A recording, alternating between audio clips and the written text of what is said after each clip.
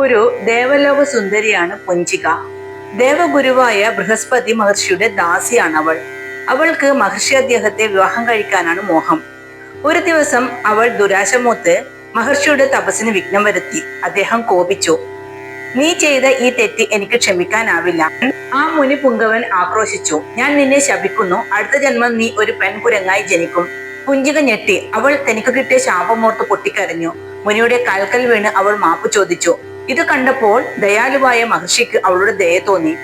അവൾക്ക് അദ്ദേഹം ശാപമോക്ഷം അരുളി.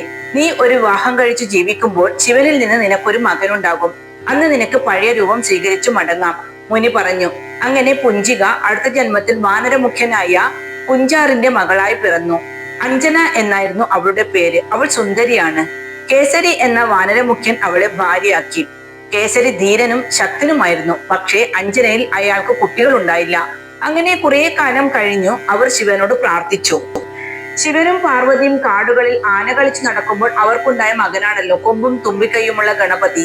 അവർ പിന്നീട് വാനരരൂപികളായി വൃക്ഷക്കൊമ്പുകളിൽ ചാടി നടന്നു കളിച്ചു. അപ്പോൾ പാർവതി ഗർഭിണിയായി. ഒരു കുരങ്ങന്റെ രൂപമാണ് തന്റെ വയറ്റിൽ വളരുന്നതെന്നറിഞ്ഞ് പാർവതി ദുഃഖിച്ചു. ശിവൻ എന്തു ചെയ്തെന്നോ, തന്റെ യോഗശക്തി കൊണ്ട് പാർവതിയുടെ വയറ്റിൽ നിന്ന് ആ ഗർഭം എടുത്ത് വായുദേവന് നൽകി. വായു ഭഗവാൻ ആ ഭ്രൂണവും വഹിച്ച് നാനാദിക്കിലും നടന്നു. ഭ്രൂണം വളർന്നു പാകമായപ്പോൾ അദ്ദേഹം അഞ്ജനയെ കണ്ടെത്തി. ഗർഭം അവളിൽ നിക്ഷേപിച്ചു. കുഞ്ഞില്ലാതെ ദുഃഖിച്ചിരിക്കുന്ന കേസരിക്കും അഞ്ജനിക്കും സന്തോഷമായി. അഞ്ജന വായുപുത്രനെ വയറ്റിൽ ആവാഹിച്ചു നടന്നു. വാനര രാജാവായിരുന്ന ബാലിയോട് നാരദൻ ഈ സംഭവം പറഞ്ഞു. ബാലിക്ക് വെപ്രാളമായി. ശിവന്റെ പുത്രൻ അഞ്ജനയിൽ ജനിച്ചാൽ വാനരകുലത്തിന്മേലുള്ള തന്റെ അധികാരം പോകുമെന്ന് അയാൾ ഭയന്നു. ബാലി നാരദന്റെ ഉപദേശം അനുസരിച്ച് 5 ലോഹങ്ങൾ ഒരുക്കി വെള്ളം പോലെ ആക്കി. ആ പഞ്ചലോഹ ദ്രാവകം അയാൾ അഞ്ജനയുടെ വയറ്റിലേക്ക് കടത്തിവിട്ടു.